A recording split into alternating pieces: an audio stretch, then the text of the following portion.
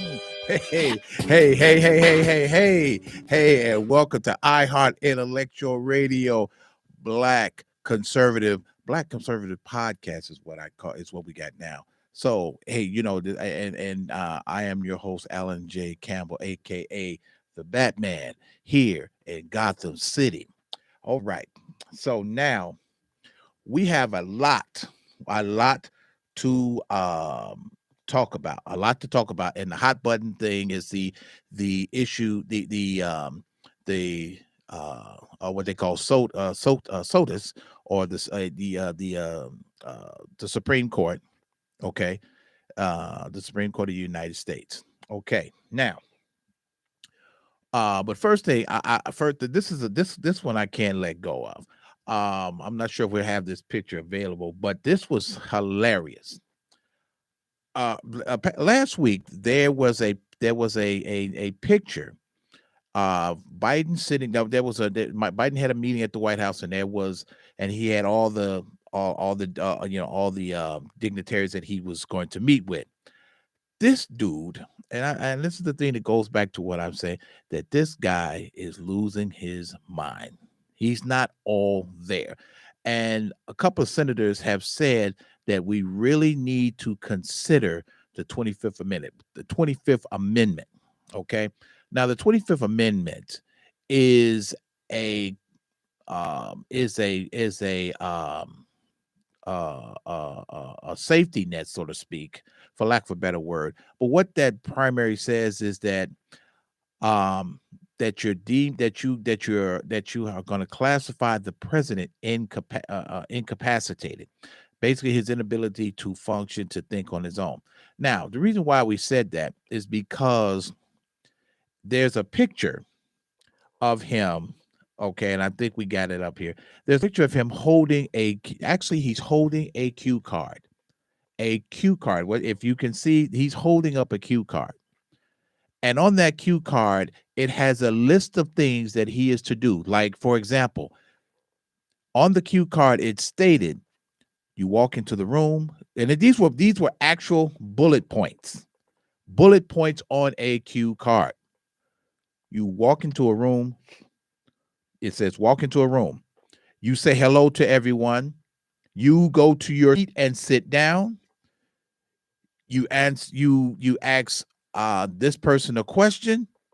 You ask this person a question. You greet them. You stand up and you walk out the room. I kid you not. This was written on a cue card. I kid you not. And this is why they're saying we really need to think about this. Now, there's another picture that they don't want you to see of him holding a piece of paper while he's getting on Air Force One. I wonder what was on that piece of paper or that cue card. Was it walk to the plane, go up the stairs, turn around, salute, and go back into the plane, and then find your seat? If you're having trouble finding your seat, there will be someone there to assist you. We got to really wonder about that. I just had to share that with y'all. So now let's get into the real deal, the meat of this. Now, I'm saying that because, as you can see, I am wearing as you see, I'm wearing my Batman cap, but I'm also wearing my GCPD shirt. Okay, and reason being is because this would be a representation of two sides of the law. And as we talk about that, and as you heard me say before, I have a love for the law. A love for the law. I enjoy the law, and especially when it works. Now, early on, I engaged in conversation with someone, and we were talking, and we were discussing the law. And here's the thing. Now, don't get me wrong, people. Don't get me wrong. Don't get me wrong when I say this. I'm a spiritual person, very spiritual. But the first thing that flew out their mouth was, well, we have to abide by God's law. I'm not opposed to that. I'm not saying that you can't, but we here on earth, we have laws that keep us, that guide us and keep us in line. It's the same. These are some of the same, and the laws that we're using here now on earth are some of the same laws that God himself has put forth. Where, and first and foremost, where do you think they got the blueprint from?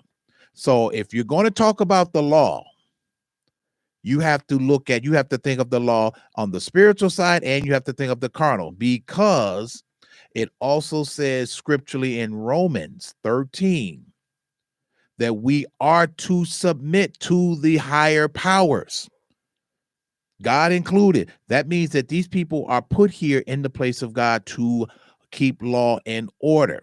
So if you really want to talk about that, and I know that's another topic for another show, because when I get into that, I'm gonna hit people over the head, and their boo-boo's gonna hurt, and their feelings gonna be crushed. That's how I get out. So if you're gonna come at me, you got to come correct and come with all your numbers. So let's get into this. Let's get into the Supreme Court of the United States. Now, here is what's happened over the last 96 hours. The Supreme Court has ruled, has overturned, and it's most people, which I told people way back when the brief was leaked. Now, for some of you who want to take the time out to actually read what's in what their why they made the decision and what the opinion was, what the opinion who was written, the opinion, majority of the opinion was written by Samuel Alito, who is one of the justices. The brief, I'm sorry, not the brief, but the opinion is 98 pages long. I read through some of it over this past week, and I still did not finish. But what it ultimately says is that, as Samuel Alito alluded to early on, that in 1973, the Supreme Court should have never got involved in this. This is number one. This is a argument, a disagreement between a healthcare provider and a patient, a doctor and Joe Citizen. This is what this was about. This has nothing, absolutely nothing, to do with the Constitution, because there's nothing written in the Constitution about abortions, about the right to life, the right pro-choice or pro-life. There's nothing in the Constitution there. What the Supreme Court did in 73 was basically weaved a personal decision into the Constitution, and that's what they ultimately did.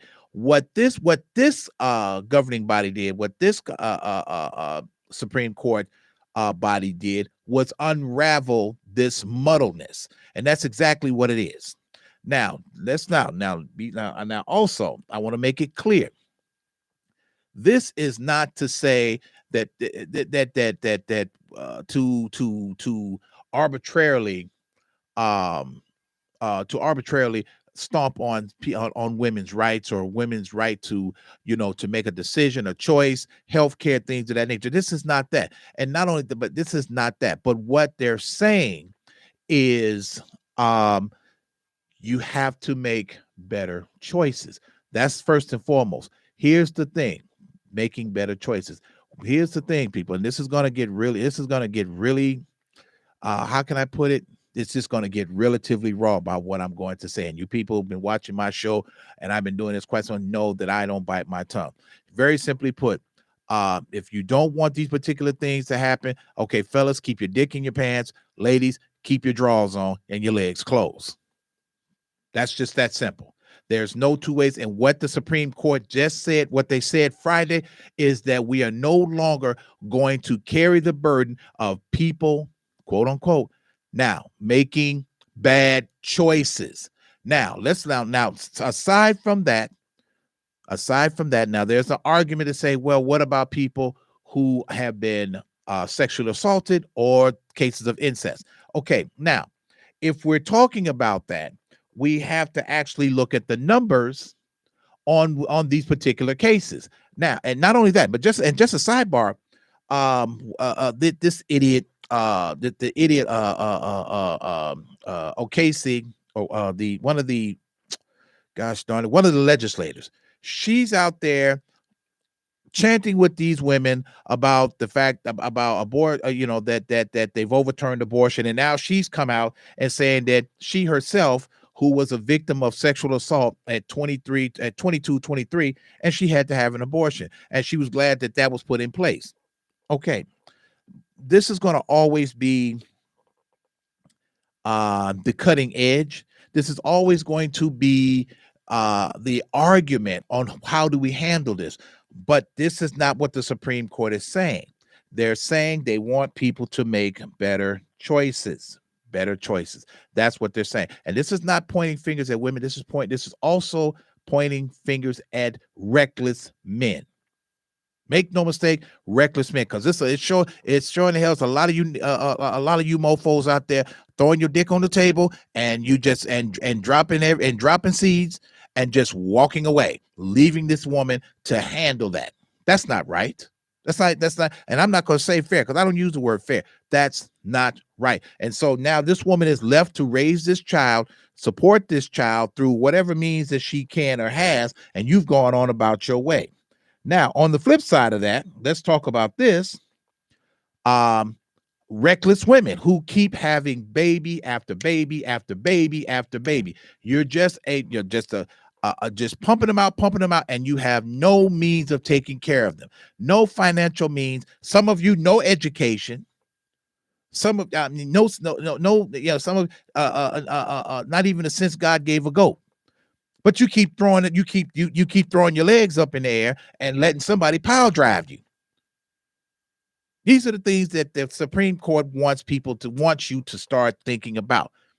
You've had 50 years to get this thing in place. Now, Nancy Pelosi and her jackals, now they're rushing to try to figure out how can we create legislation to save abortion. You can't. You cannot. Here's the problem. They want to create legislation. They want to send it through the Senate.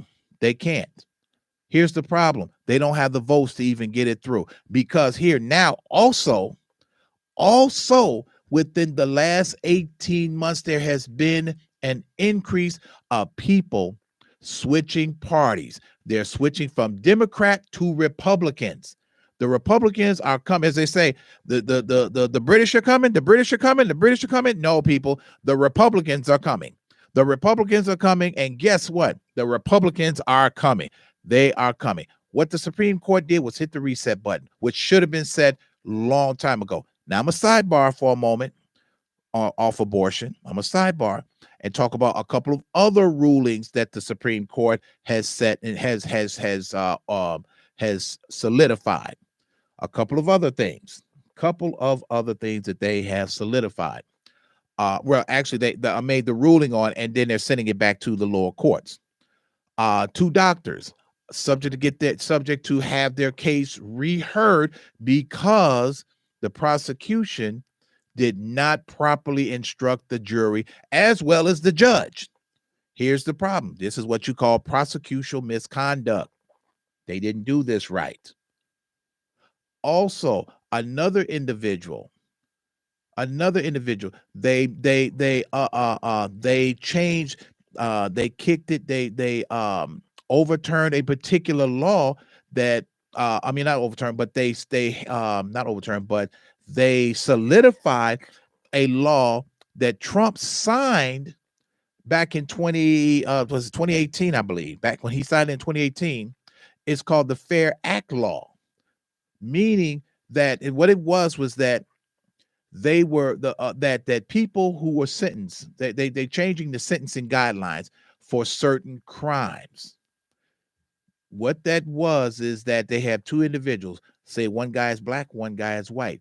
They both get caught for cocaine, powder, rock, whatever. So the white guy got a lesser sentence and the black guy got practically life. But they changed that. They said when Trump signed that, he said he basically, and for all those people who say that Trump is the bad guy, this is a guy who signed into law the Fairness Act of sentencing. And not only that, but this was designed to help people of color, black and brown. This is what this was designed. Okay.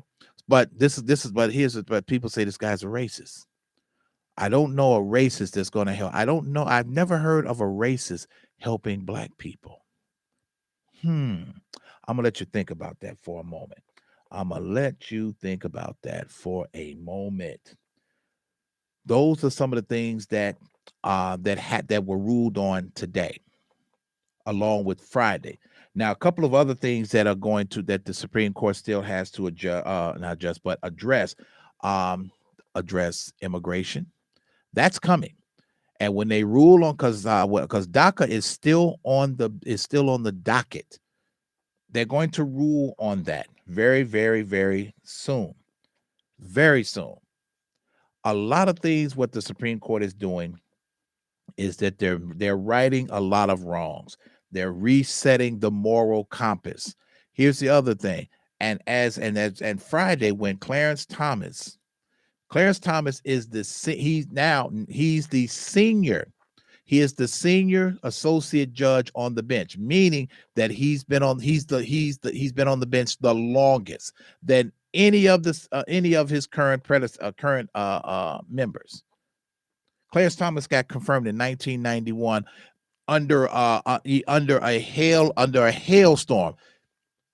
Back for those who were around to watch the confirmation hearing, such as myself in 1991, Clarence Thomas got nominated, and a woman by the name of Anita Hill came out of the woodworks and accused him of sexual harassment, sexual misconduct. But he made it through it by the narrowest of margins of 52 to 48. But he was confirmed. Here's the thing. The Supreme Court is setting the moral compass back. They're setting it straight. This is what they're doing. This is how they're going about this. Now, switching gears to the abortion. Now, also, Nation, I want to make this clear. Also, by this being a hot topic, the phone lines are open. So if you want to give me a call, here at the station, give me a call here at 708-223-8953. That's 708-223-8953. So that's just like, also, when you do call, and I know that people don't have a lot to say, please confine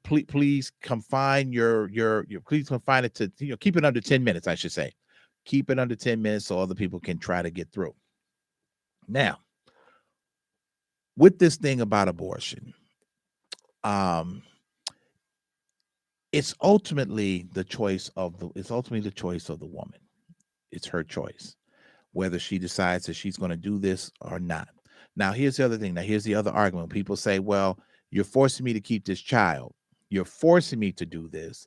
Are you going to give me the money? Are you going to give me the funds to help raise this child? And that is a very good point, because in 2020, actually, at last count, and 20 this year, in 2022, the average cost of raising a child from birth to the age of 18 is $210,000.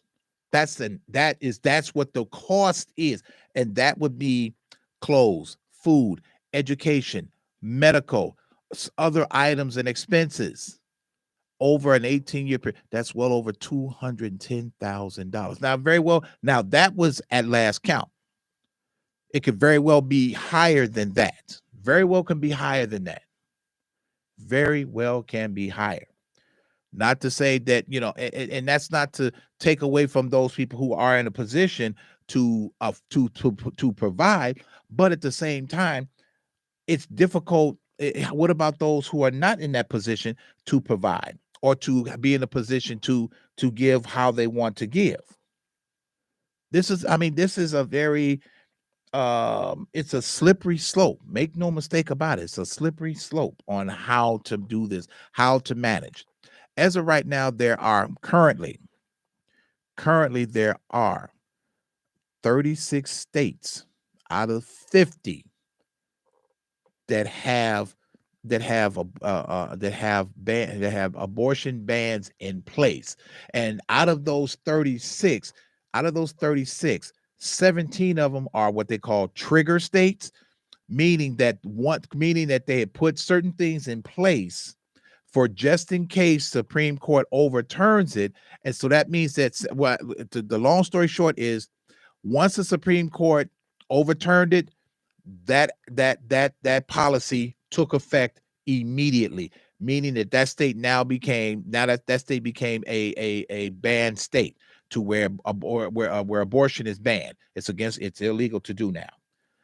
And a lot of those states are Bible Belt states, such as places like Florida, Texas, part of the Carolinas, Georgia, Mississippi, Louisiana, Alabama, Tennessee, Indiana. A lot of these are Bible Belt states. Okay, and we have to realize that a lot of these people are pro-life. Also, a couple other things that took place today, as far as the Supreme Court is concerned. The Religious Freedom Act. There was a gentleman out in California who, after every game, he would pray at the 50-yard line. Subsequently, he lost his job for that. The Supreme Court ruled that violated his constitutional rights, that violated the First Amendment. It violated the First Amendment, freedom of speech and freedom of religion. So they overturned that one. So not only that, but this guy's subject to get his job back plus back pay. What is happening, people, is that the Supreme Court is going to return this country back to a moral state, a moral compass. Clarence Thomas also mentioned Friday that the Supreme Court should look at the rights that have been certain rights that have been codified for certain members, for certain groups, such as the alphabet cities, the alphabet people. They say they're gonna look at that.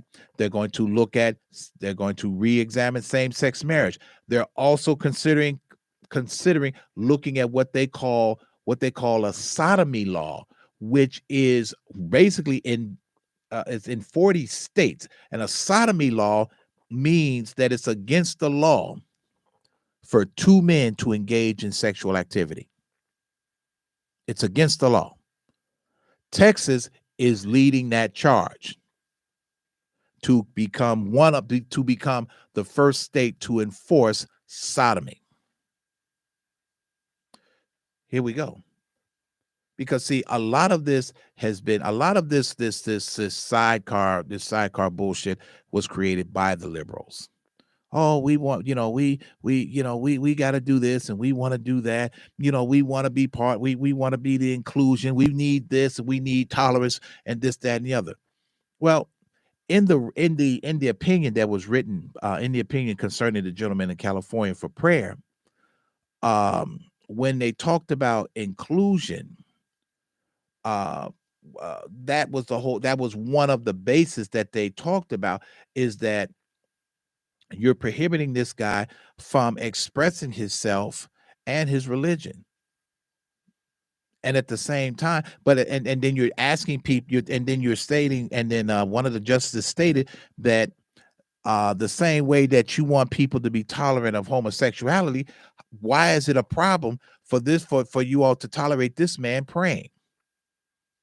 And not only that, but when he would do this, it wasn't and his players, it wasn't mandatory that the players come over and join in. This was voluntary. This was voluntarily. Some parents out there got upset. Oh, he's forcing my kid to join this prayer group. No, he wasn't. These are the things that are now coming back our way, that are coming back. This is what's happening. They're trying to reel these particular things in and bringing them back, setting the moral compass back to where it should be, That's the thing. And the unfortunate part is that when we're referencing abortion, that is without a doubt, that is the taking. That is the taking of a life. And the argument was, well, when does life begin? Well, let's put it this way. And each and every one of you, you took some form of biology. It's very, very simple when it begins. It's the moment that that man's sperm hits that woman's egg. Bam. It's that moment. That moment. So, and then Mississippi has what they call a ban after 15 weeks. If the child if after 15 weeks you have to carry the child full term. After 15 weeks. Now, before that, if you decide that you want to terminate, so be it. The other thing is that the argument is that now they're talking. The other thing is now, how do they manage these contraceptives? Meaning that they have a pill. They have a pill called the morning after pill. It's a pill that the woman would take, and it will induce, the craziest thing I've ever heard, though. It will induce her passing or inducing a miscarriage, which it's a coin toss. It is a coin toss, and they make no mistake. This is not, and I understand, and I'm very, I'm sympathetic. Now, if there are any women out there that have gone through this traumatic experience, and it's, like I said, traumatic experience of having an abortion, I can say I can't say I understand, but I can sympathize with you on that, because I understand that when you're in the process of doing this is a lonely place. It's very painful. It's and there's a little, and sometimes come and a little shame comes with that, because you're thinking, I should, there's certain thoughts, I'm sure, run through your mind. I'm sure they are. I'm sure they do. And it's a very, very difficult situation. We could sit here all day and say, well, our country's going through a difficult time. No, it's not. We're not going through any more difficult time than any other country on the planet. It's just that certain things have gotten out of hand, and now it's time to set them straight. Now it's time to set them right. Now it's time to do that. It definitely is time to do that. And this is what the Supreme Court is doing. Now, if you're unfamiliar with the justices on the Supreme Court, so what we have, and this is the thing that kind of cracked me up. This cracked me up. I just absolutely, when I saw this, when I saw what was happening when Trump was in office, and how he structured the Supreme Court. This Supreme Court is set for the next 40 to 45 years. None of these people, this is not going to change. It's set for the next 40 some odd years, maybe 50. Okay. Now, this is what we have. So with that being said, you have to have the reason why you have an uneven number is that because there's always a decision. There's never going to be a tie. That was one of the things to where Biden, what they said they would, and they tried to do this in 1962 and in 1967, to what they call pack the court, meaning instead of having the 9, they wanted to make it 12. You can't, you're not, that's not going to happen, because you're going to always, that's going to be a problem. You always have to have an odd number, so it can go one way or the other. So what we have on the bench right now, we have what we call 5 conservatives. There's 9 justices, 5 conservatives, 3 liberals. The 5 conservatives are the Chief Justice John Roberts, Associate Judge Samuel Alito, Associate Judge Clarence Thomas, Associate Judge Neil Gorsuch, Associate Judge Amy Coney Barrett, and Associate Judge Brett Kavanaugh. Those are your 5 conservatives. Your 3 liberals is Sotomayor, Stephen Breyer, and Elaine Kagan. Sonia Sotomayor, Stephen Breyer, and Elaine Kagan. Those are your liberals. Okay. Now, on any given day, it's it's subject to be certain cases when they come before the bench. It's going to either wind up being a 6-3. It could be a because it could be a 9-0. It could be an 8-1. It could be a 7-2. It could be anything of that nature. But the biggest thing is when Trump nominated three conservative judges to the Supreme Court. He knew exactly what he's doing because he set the court for the next 45 to 50 years, which is going to in certain aspects is going to help our children and our grandchildren and a few more on the way to help set the moral compass back to where it needs to be, to set it back on excuse me, on where we're going, where we need to be. Now, on certain instances, like I said, the Chief Justice John Roberts, sometimes he kind of flip flops. He'll side with sometimes with the liberals and make it a 5-4, or he'll stay with the conservatives to make it a 6-3. But these are your justices. And not only that, but these justices cannot, hear what I'm saying, under the Constitution, cannot be removed. Cannot be removed. This is a lifetime appointment. Lifetime appointment. Here's the only way that a justice leaves the bench is that they die or they retire. So, speaking of retirement, we have Stephen Breyer, who is slated to retire after this session. Who's going to retire after this session? After this session, he's going to retire, and then I can't never get her name. Her name is Kajenji, if I'm saying it right. She's going to replace Breyer. So what that will do, that doesn't change the makeup of the court, but all it does is that you have three liberal women. Three liberal women. Now, here's the thing. Here's the other thing too. With that is that when Kamala Harris came out and Friday and made the comment and said, "Oh, this was terrible. This was a bad thing." You know what? You know what? She need to go somewhere and sit down. Why? Because she doesn't have any children.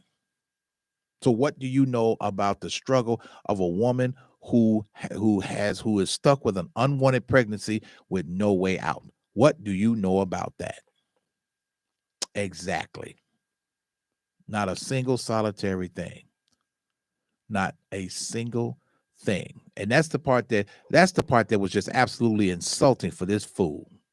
She's such a fool. And then when she came on, and I'm like, God damn, is she wearing the same suit? Look like that. It's like she doesn't have but one suit, and it's like, what's going on with this?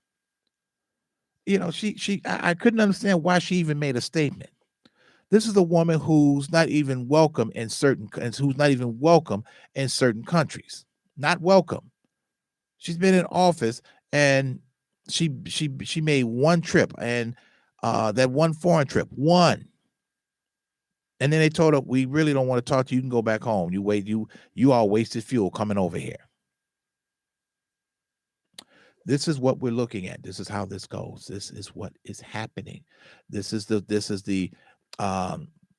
direction that this country is going in. Now, with that being said, we're looking, and here's the thing, that also that this particular ruling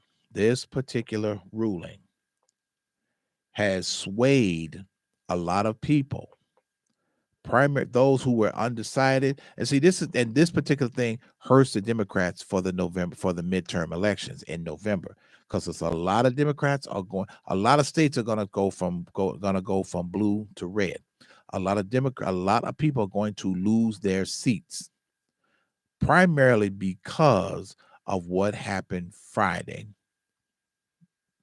primarily because of the direction that this country is going, primarily of that, because of the economy, because of gas prices, because of the skyrocketing price of food, and the thing about it is that the increase in pay has not offset anything that we're dealing with.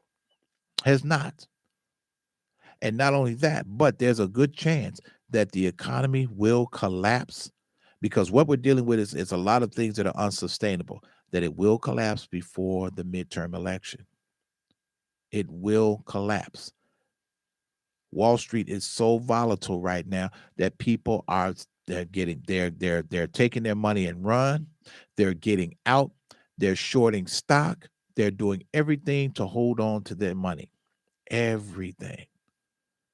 But remember now, a lot of people say, "Oh my goodness, Trump was doing such a bad job." Remember now, but Joe Biden is exactly who you all thought Trump was.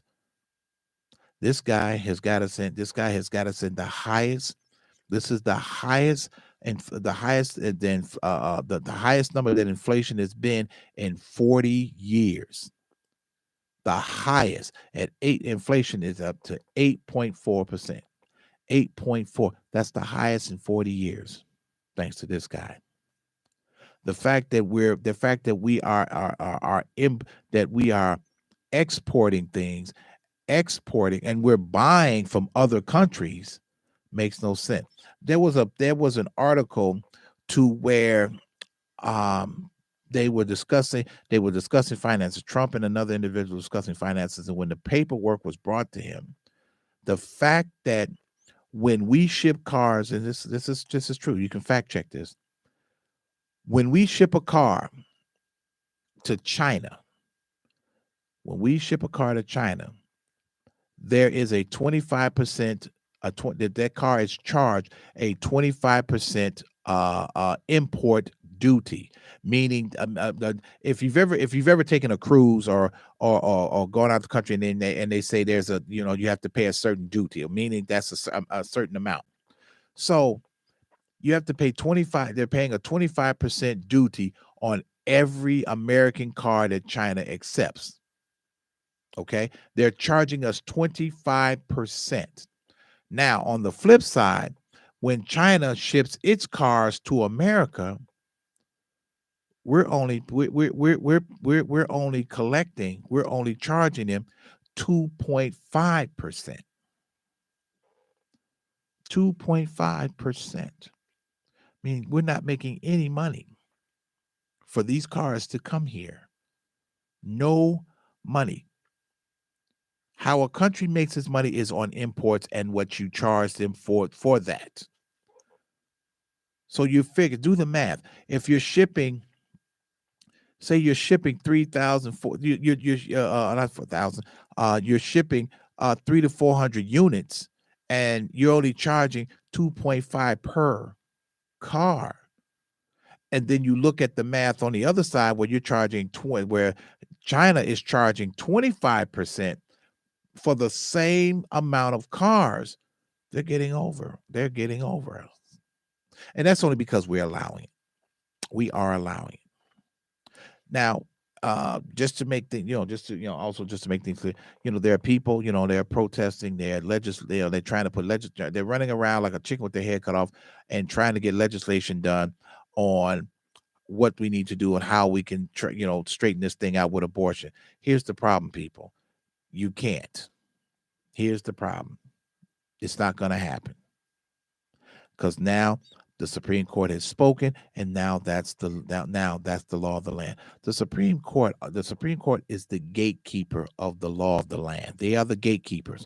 They truly are the heavy hand of law enforcement. They are the ones. They are the ones who keep law and order. They are the ones that say what you can and cannot do.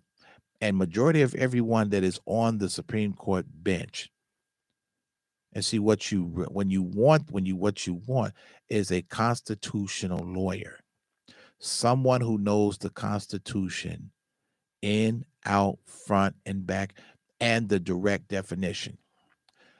It was said to me that we're still using the Constitution. We're using laws and articles that was written 200 or 300 years ago. Yeah, okay, you're very well right, and very true. But that is the fabric of what keeps a country together. I'm not going to say democracy, because democracy is an absolute joke. It's a joke. In the Constitution, it states republic. Even in your pledge of allegiance, it says for the republic.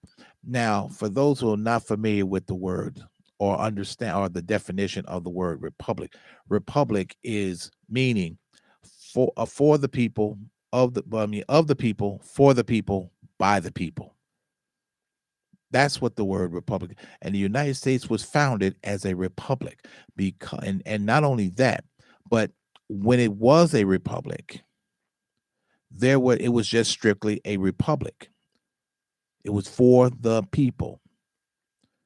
Democrats did not come into effect, that the term, when they used, as we talked before, Democrat or Dixiecrat. That was a group of individuals who decided to splinter off and create their own party, because they did not agree with the laws, and basically the rules and regulations of the country. So we're going to create something else called a Democrat, and that's where it came from. And the unfortunate part, here's the other part too. Um, and we, as black people, we are so we're just completely brain dead when it comes to this certain level of politics. And it's terrible. If you understand that, and like I said before, how can you support an organization that strive to keep you that keeps you, as they say, pregnant and barefoot? The Democrats were the ones who tried to enforce slavery. The Democrats are the ones who's keeping your black behind pointed to the ground. Look at your own neighborhoods, and majority of your community leaders are Democrats. Look at that. Now people say, "Oh, well, the Republicans." No, no, no. You have to look at the bigger picture, because once again, republic, of the people, for the people, by the people. Democrats are self-serving. They always have been. They always have been. That's never going to change. Never going to change. Never going to change. If you look around at some of the other countries, they always say the Republic of the Soviet Union, the Republic of Uganda, the Republic of China, because it's for the people. They are about the people, and they are of the people. The United States uses the term democracy, hence a derivative of, which is a backdoor for Democrat. The United States is not a democracy. It is not, because if they were a democracy, why do you have the things that are going on now wouldn't be happening, such as um, the disparity in criminal justice. If we're going to talk about equal, and it's ironic. Oh, you know what, Earl, I'm too far away from it. Yeah, it's ironic that on the facade of the Supreme Court building, it's ironic that when it says, if you've ever looked at the building of the Supreme Court, if you've ever been to Washington, right at the top it says, huh? No. Okay. Well, hello. Okay. Well, whoever that was, call him. Just call us back. Just call us back. On the building, it says equal, equal under the law. It actually says that on the Supreme Court building. equal under the law. Equal under the law. And it goes back to the very thing I said at the top of the show. The law. The law is the gatekeeper. It is the guideline. It is the needle that always points north. That is what the law is. That's why I say I have a love for the law. Because when it's working, when it is applied properly, it is a beautiful thing.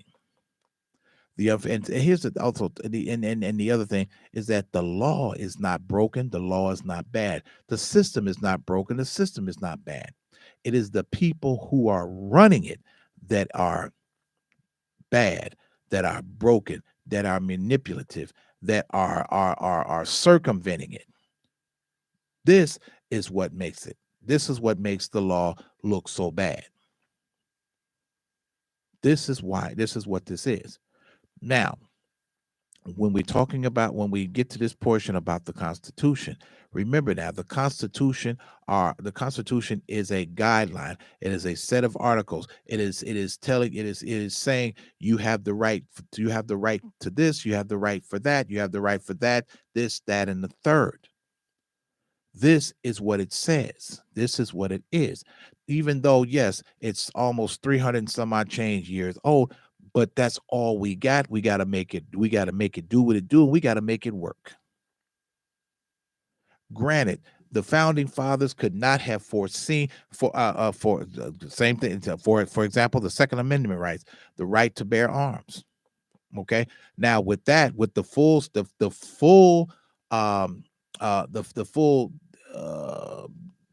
statement is this: the citizens have the right to bear arms. Not only that, but as you read further, it says that the government shall not infringe upon the rights of the people. Meaning, long story short, people, they cannot take your guns away no matter how hard they try, because that line in there says the government cannot infringe. Now, when they said that was because the United States was still at war with Britain. And at the same time, what that says is that it gives you, and at the same time, the United States was still a new country, and they were moving, further and further west. This also afforded homesteaders the right to defend themselves against anyone that may try to do them harm. That's what the Second Amendment affords you. The right to bear arms to protect life, liberty, and property. The government shall not infringe upon that right. Meaning they cannot take your guns. And doesn't matter what type of gun laws they put in, they have to go back to the Constitution and say, how can we do this? Well, and speaking of gun laws, that they're actually imposing more gun laws for whatever reason. But here's the problem. You can put as many gun laws on the book as till you turn blue in the face. But what you cannot do, you cannot police a person's mind. Take this gentleman out there in Colorado, out there in Oklahoma, roughly 3 months ago. This guy got upset with his doctors, got into an argument at the hospital, left, went and bought 2 guns, bought a rifle and a handgun, came back 3 hours later and killed 4 people at the hospital. They're saying, oh my goodness, how did we not see this? How could you? You couldn't. This guy, reason being because this guy was not deemed a dangerous person. Not yet. But you cannot determine that. You can't determine what someone is going to do. And first of all, in the heat of the moment or during a heat of passion. You can't determine that. They're saying they're putting red flags into the law. Well, we want to do an extensive background on individuals purchasing handguns between the ages of 18 and 21. First of all, why is an 18-year-old why first of all, why is an 18-year-old going in and buying a handgun or a rifle? Second, why are we selling assault rifles over the counter? Makes no That makes no sense to me. Why does a civilian need to be in possession of an M4, or an AR4 or AR-15? I'm not understanding that. I can understand gun collectors, but I'm not understanding of just a regular civilian. I mean, what are you going out into the forest to shoot with an AR? I'm not getting that. Not getting it. Now, the other flip side to that is that now Texas is an open carry.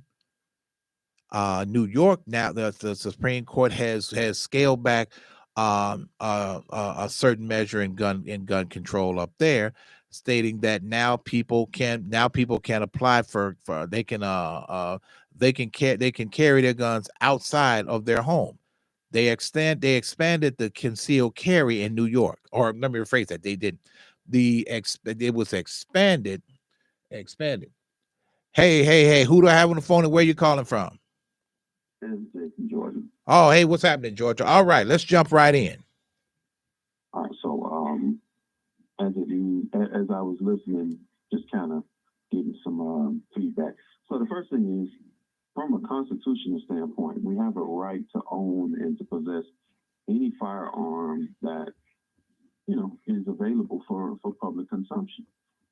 If you're really, really savvy, you even have the ability to go on what is called the Army Navy surplus list, and you can buy what is called surplus ammunition and or weapons that the Army has, but excuse me, not the Army, but any armed forces has deemed that they no longer put into their circulation.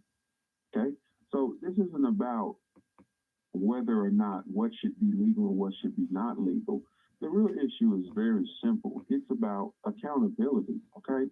And Right. I think we're really, really missing a very huge point here, that the most current shooting that happened in Uvalde, Texas, was the tragedy that it was because of poor policing and cowardly policing. Okay? Let's be very clear. They failed to act, and everyone is really, really missing a term that came from the military, but is also applicable to civilian operations. It's called dereliction of duty.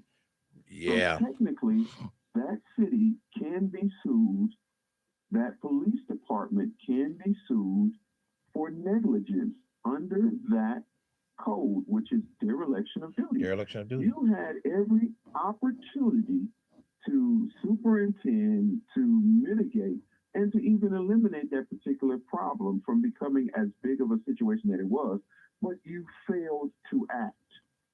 Keyword, you failed to act. The other thing that's really, really interesting to me is that what we fail to realize is guns and ammunition are not cheap.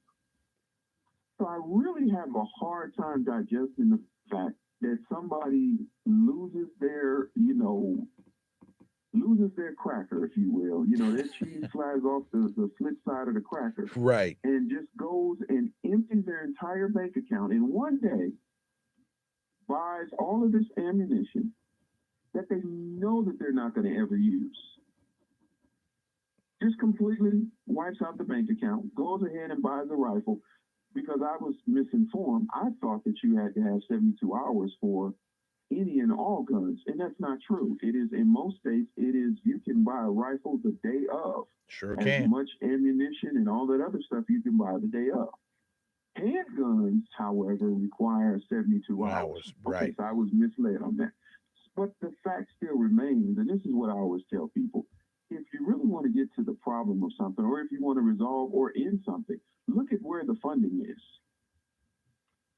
In most of these situations, we keep we're just completely missing the fact of who's funding this. So you're telling me that these people, and I'm going to even go back to Buffalo, where the guy drove halfway across the country 200 miles. in a car. So 200 miles, just for the slow people in the room, is about a 5-hour drive. No, 200 miles Minimum is of that. 200 miles is roughly almost 3 hours. 200 miles, nope, 200 miles, 250 miles, if you're going to speed limit, is at Right. least 3 to 4 hours. Okay, so you're going to get up and drive 4 hours, and he stayed there for several days. Right. Several days, because 2 days before, they said that they had to put him out of the store. So where was he staying? How much money did he have? And you're just telling me that these people just go on these little excursions with the express intent of, yeah, I'm gonna do this, and it is what it is. Now that's not going to say that it doesn't happen, but I find it very coincidental. Also coincidental is one of the people who was killed in that tragedy happened to be an emerging scientist who was also a retired police officer who had came up with a different fuel alternative that he was about to get a patent on. Just find all of this really, really suspect. But you got this one guy who cheese flies off the cracker, buys all of this ammunition that he's never going to use, shoots up the store, and he's ultimately, whatever. Then you have this Uvalde thing where there again, there's just no. First of all, if the FBI is going to make us believe that there's all of these lone wolves that have no connection and they're just, excuse my French, losing their shit, then that means that the FBI is not doing their job. Because it's very, very, very interesting to me that they can come up with a complete profile 24 hours after the case, but they never saw this thing coming. Nothing in their radar catches someone that says, you know what? We just got a mass order for 1,000 rounds of ammunition. No, that doesn't create a red flag for anybody. I'm sorry. It doesn't create a red flag for white people. But I guarantee you, if someone of a brown complexion ordered more than 100 rounds of ammunition, someone would want to pay a visit, announced or otherwise, to either their place of residence or their home to figure out why. This isn't happenstance, and as you said earlier, the system isn't broken. The system is operating exactly as it was intended. Paul Mooney said it the best way. He said, the only way that you can understand white society or the code of white society is to be free, 21, and white. Mm-hmm. I'm going to let y'all digest that one. Free, 21, and white.